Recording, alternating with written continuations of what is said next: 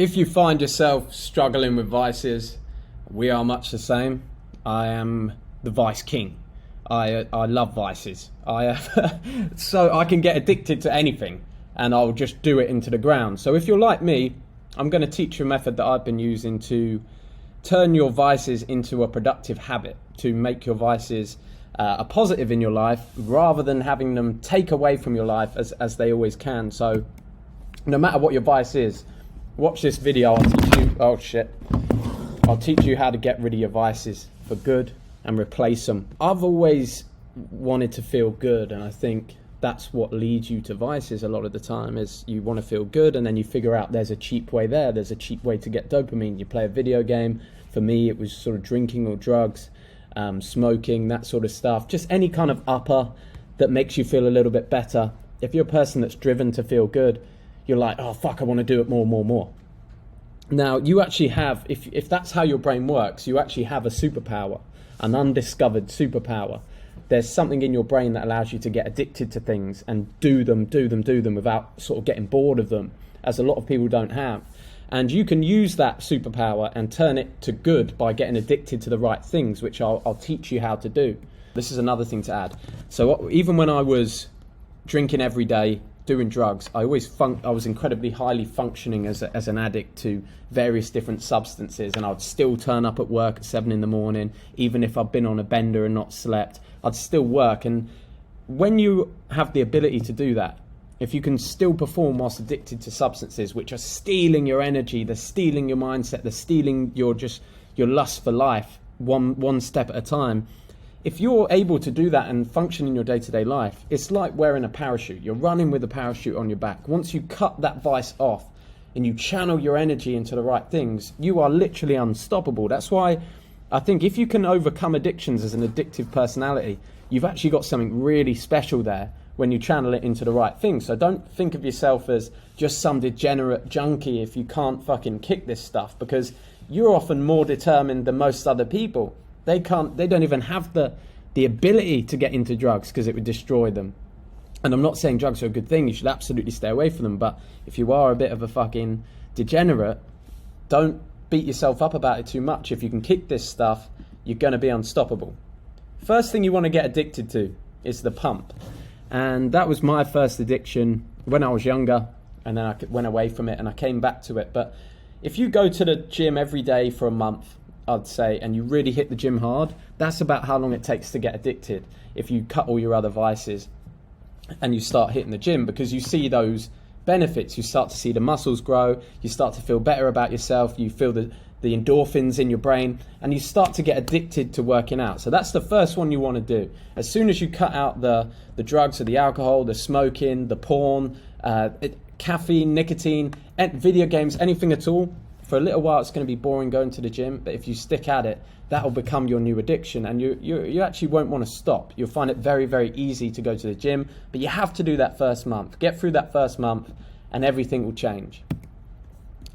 Now, if you're really struggling just to even enjoy anything other than your addiction, then you need to reset the brain. This is a week where I think for someone that's addicted to drugs or alcohol especially, you should kind of write off. I remember when I first came off drinking, after drinking every day for a year in my early 20s, that first week was a complete write-off, because you got some actual serious withdrawal symptoms. And same if you've just played video games non-stop, day in, day out, as will be the case for a lot of people, or you're addicted to TikTok.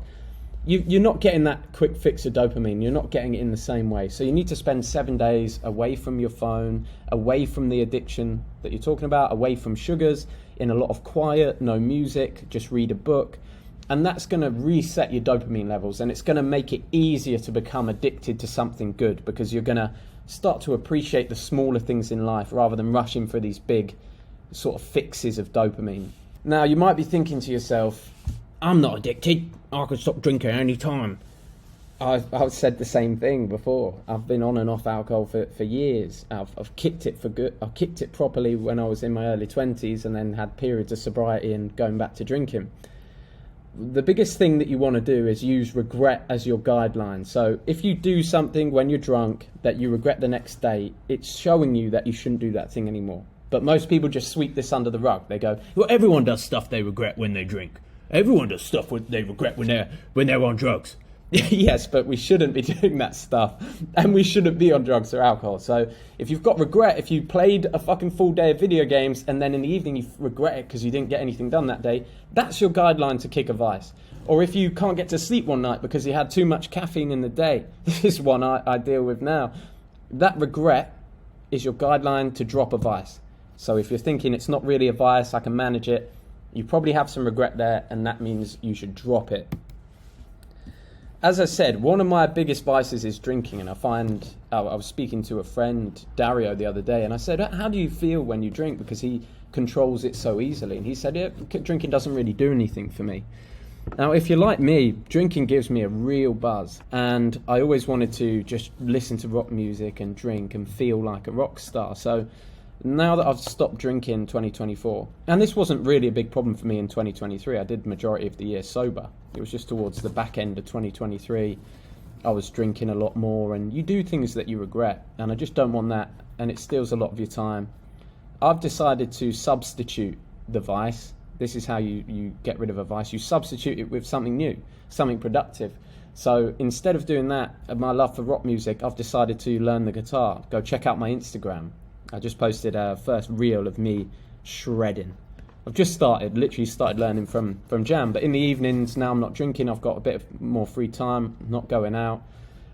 So I decided to learn the guitar. I'd always recommend when you drop a vice, pick up something new to put your time into. Otherwise, you don't want to sit around bored. That's what leads you to doing the thing that you did in the first place.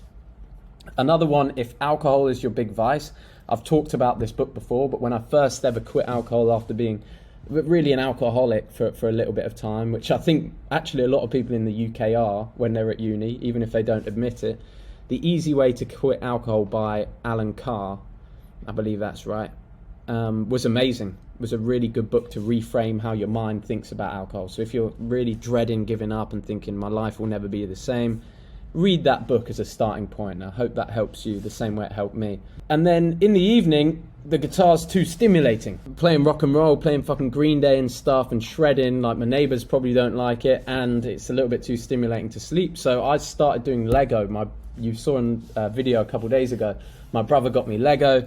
That reignited my passion for it and just that nostalgia of being a kid and getting that Lego set. So now I just do a bit of Lego in the evening, and it brings me a surprising amount of joy.